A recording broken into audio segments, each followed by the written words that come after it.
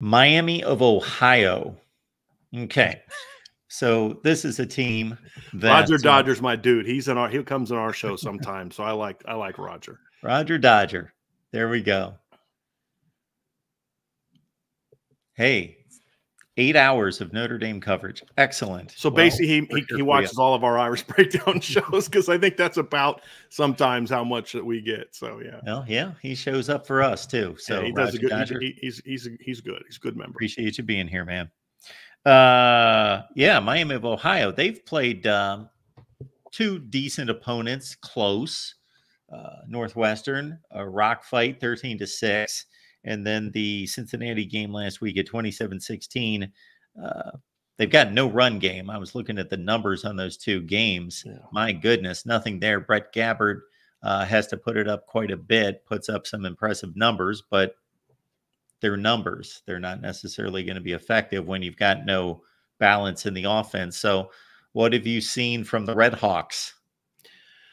They lost a lot from last year. I mean, they really did. They have some good players coming back, though. I mean, that's the thing is, like, this is not a team that you can – I'll put it to you like this. If they show up and play with the same Notre Dame I'm referring to, with the same lack of fire, the same lack of drive, the just same lack of focus they did against Northern Illinois, this will be a competitive game because you've got a 60-year start.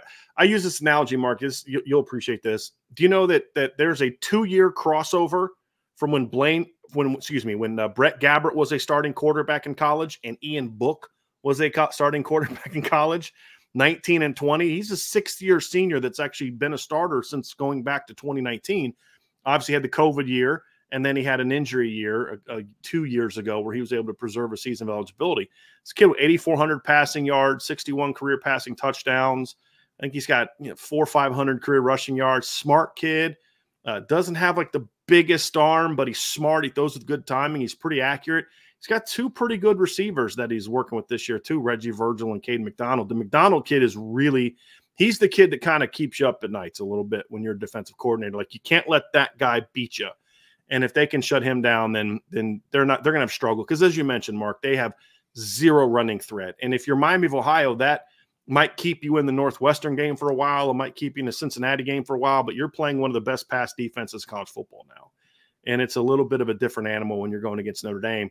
The key is going to be can their defense, which has got one of the better edge rushers. Notre Dame faces a lot of good edge rushers this year, but Brian Ugwo is one of the better ones they're going to face. He was on my preseason all-opponent team, second team. They have a linebacker, Matt Salopek, who was on my second team all-opponent team this year as well. Ty Wise is a middle linebacker that had 8 sacks last year. So they've actually got some pretty solid players in the front 7. The key is going to be, can they force Notre Dame to some turnovers that give their offense short fields? That's about the only chance they're going to have to win, because they just don't have that ability to go right at Notre Dame. Because, like, Northern Illinois was able to exploit what so far this season has not been a strength for Notre Dame, which is shutting down the run. They're a very good running team with one of the best running backs that Notre Dame is going to face. He was Antonio Brown was on my second team all-opponent team over the summer. They don't have that at Miami, Ohio. Sorry. So it's like their strength is going right into the teeth of Notre Dame's strength. And that's why this matchup doesn't favor them as much as the Northern Illinois matchup favored Notre Dame, because they don't do what you can do against Notre Dame. Hopefully what they did run game last week against Purdue is a sign of things to come. But it's just not a good matchup for Miami of Ohio. And they just, like Northern Illinois had 19 starters coming back and backups who'd been in the program for 3-4 years. This is kind of a newer look Miami team in a lot of spots because they lost kids to graduation. They lost kids to the portal. They were not able to reload the way that Northern Illinois was last season. And Chuck Martin's been there for 11 years. So does that mean that he went directly from the Notre Dame staff to this job? Yep. Okay. His last year, I think, was 2013 at Notre Dame. So he was the OC on that 2012 team. It's interesting. Chuck Martin began his career at Notre Dame as a secondary coach. And he was the D coordinator at Grand Valley State on Brian Kelly's first 2 national championship teams at Grand Valley. And he became the head coach of Grand Valley. And then when Kelly got the head job in 2010, he brought Chuck Martin with him. Chuck had always kind of wanted Coach Martin had always wanted to coach at Notre Dame. So he was there for those 4 seasons. And then he left Notre Dame after 2013 and took the Miami job. And he's been there ever since. 2 of their last 3 head coaches were former Notre Dame assistants, because Michael Haywood was their coach in between. It was Don Treadway was in between Chuck Martin and Michael Haywood. Michael Haywood was also a former Notre Dame coach that spent some time in Miami, Ohio. Got Brian Driscoll here, of course, breaking down the Irish. Irish Breakdown is what he does, so it fits. 1 p.m. Eastern Time, Monday through Friday, there on the Irish Breakdown channel right here on YouTube. Is there any issues with the health of this football team right now? Yeah, there is. I mean, you go into the season expecting to see a starting lineup that looked a lot like what you saw in the bowl game last year.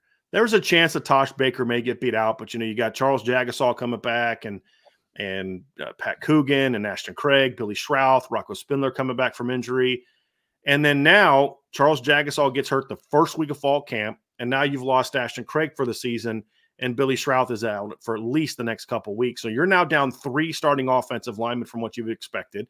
Tosh Baker, who started the bowl game last year, he's been banged up. He missed the last 2 games, and you're kind of now throwing a different line together. The only good news is actually one of the guys that on our postgame show said this in our postgame show. He said Notre Dame is in a unique situation because they can lose 2 starters, and when the replacements step on the field, they're actually more experienced because Notre Dame's backups that are now stepping in the lineup are Pat Coogan, who started 13 games last year, and then Rocco Spindler, who started 10 games last year.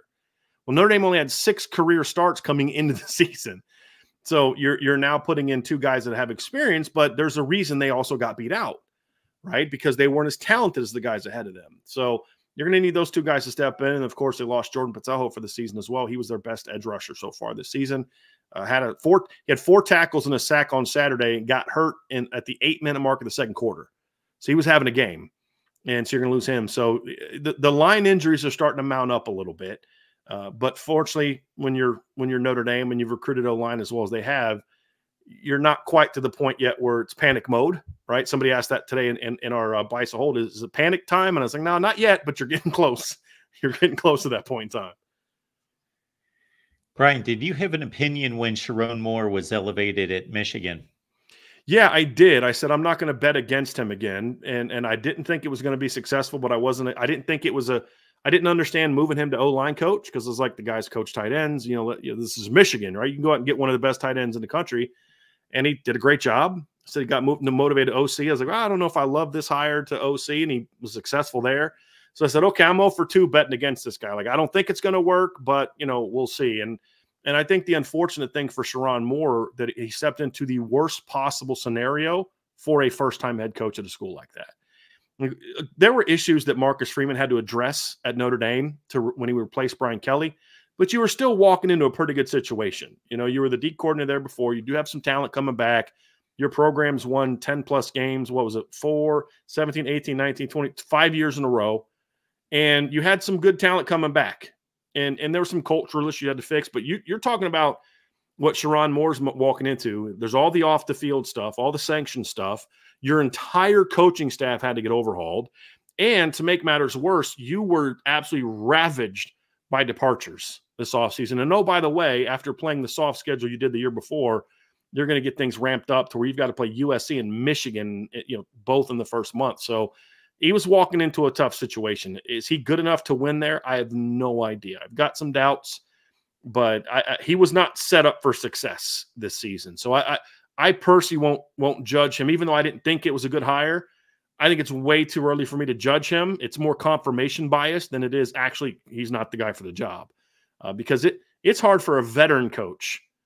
Look at Mike Norvell and the job he's having to replace all the guys he lost last year, and this guy's won a lot in his coaching career. So we'll see how they handle how Saturday against USC, but I think he's in for a long year, to be honest with you.